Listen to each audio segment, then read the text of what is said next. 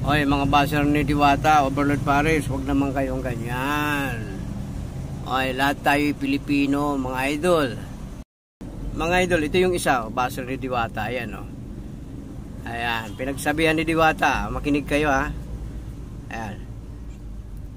Ano baser ko yung bakla na ano, yung parang bakla siya. Ayan o. Di ba nakalupot ka lang, bakla ka pala sa LGBT ka pa, dapat pamalisan tayo. Ang ginagawa mo kasi lahat ng LGBT natin na natangat-tangat. Ano nangyari sa'yo? More ng LGBT. Dapat ano ka namin talaga, ipulpot ka namin. Kasi tapos feeling nila, naninira na naman ako. Sinisiraan ko daw yung paresan ni Diwata. Ayan, number 1. Ayan. Sinisiraan, lagi ka nagko-comment. Ayan. Ako for the viewers, kung sino ka mang bakla ka na yan, hindi magandang intro ko para sa mga kabaklaan. Ayan. Kumuha ka na. Diba? Nakita nyo? Isa rin yan. Nakita ko yung isa pa. Ito pa yung isa, mga idol oh. Siguro nakita nyo na yan eh. Pero nag-apologize naman siya na masarap na daw. Ito yung ano niya. Bas niya kay Diwata. Panoorin nyo. Hindi na kami, mas lalo kami nawalan ng gana dahil dun sa nangyari. Wala na po talagang lasa yung pagkain. Grabe ka naman, idol. Yung fried chicken. Ang chicken ni Diwata daw. Nako. Magkano lang naman yung sus, grabe ka. Yung asin, yung paminta. Para lang magkalasa yung chicken. Magkano lang po yun, diba? Doon naman, para naman so worth it naman yung pumila kami doon ng 1 to 2 hours, diba? Tapos titikman namin yung chicken na wala talagang lasa, guys. Mas masarap pa talaga yung lutong bahay or sa grabe ka kalenderya. naman, ate. Opo. Tapos ate, yung kaldereta, ayun po, na-disappoint kami. Grabe naman siya, no? Diyos, Ginoo. Huwag naman ganyan. Huwag naman ganyan, mga idol. Meron pa, mga idol. Meron pa. Ayan, yung tinulak daw ni Diwata. What? Siyempre, galing si Diwata sa mantika or doon sa kusina. Hinawakan siya sa may baywang na itulak niya. Ito. Panoorin nyo ha. Ito kasi may isang vlogger na kumakalat na naman na naglabas ng video yung isang lalaki na tinulak mo daw na sinisiraan ka sa social media. Hindi na. Ayaw masabi mo dyan. Wala na kasi yan. Oo. Diba, nasa kitchen ako. Kasi pag nasa kitchen ako, kasi diba nagbibigay naman ako ng picture, may time talaga. Pero syempre hindi naman all the time nagpapapicture na lang. Diba sabi ko may time sa mga vlogger, sa mga nagpapapicture. Pero once na busy ako, may ginagawa ako. Tinulak daw eh. Ano naman, diba, kasi respeto. Hindi na ako makagawa eh. Hindi na ako magagawa ng gagawin ko. Di ba daming customer, itong picture na parang tinulak ko kasi nasa loob na ko, bigla siyang pumasok, hindi mo maikipit talaga pinagpabawal pag nasa loob ng kitchen, bawal yung outsider. At saka nagulat ako, bigla akong niyakap, hinawakan niya ako nito. Kaya tinulak ko, sabi ko, ayoko lang ganun. Di ba lumabas sa video, mat-attitude ako, mapasya pa siya. Alam mo naman yung number 1 baser ko yung bakla na yung parang basta bakla siya. Nabigkas na naman si bakla. Sa LGBT ka pa, dapat diba? Mga naninira sa kanya. Grabe naman talaga, mga idol. Huwag ganyan.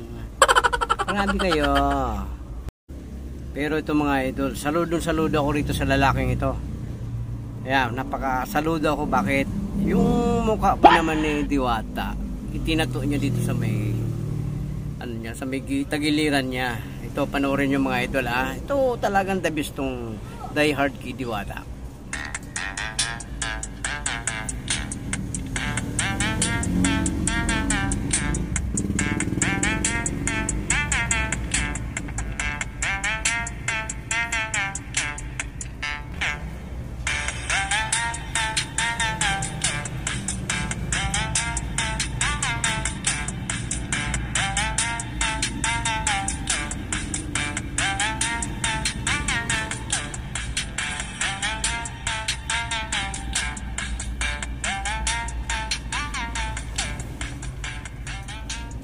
Diba? Ayan, may nagmamahal pa kay Diwata. Panoorin nyo. Kinulat si Diwata.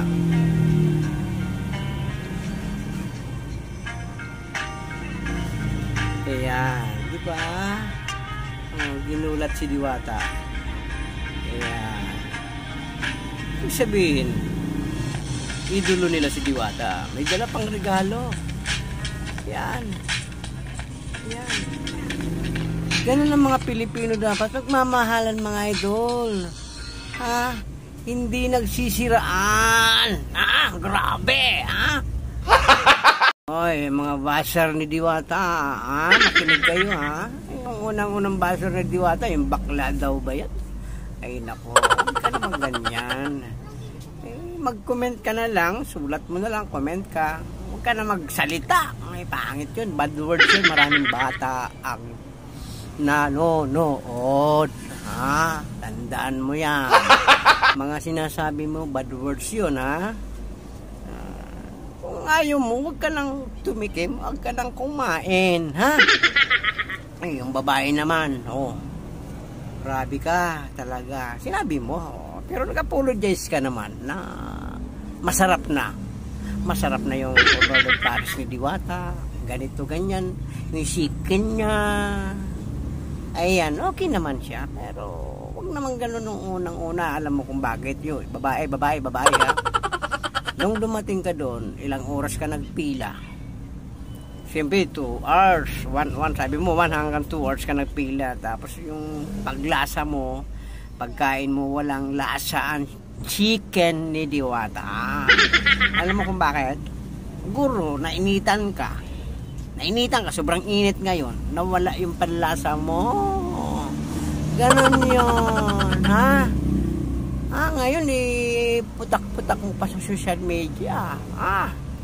Mga idol, huwag ganyan. Tayo mga Pilipino, magtulungan. Kilala kong kaliskis mo.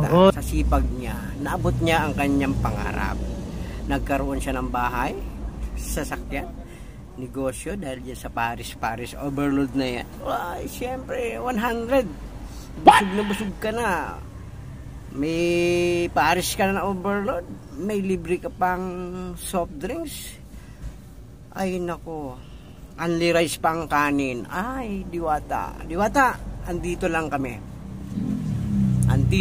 kami, ha, nakasupport sa'yo. Idol kita, ha, mga baser.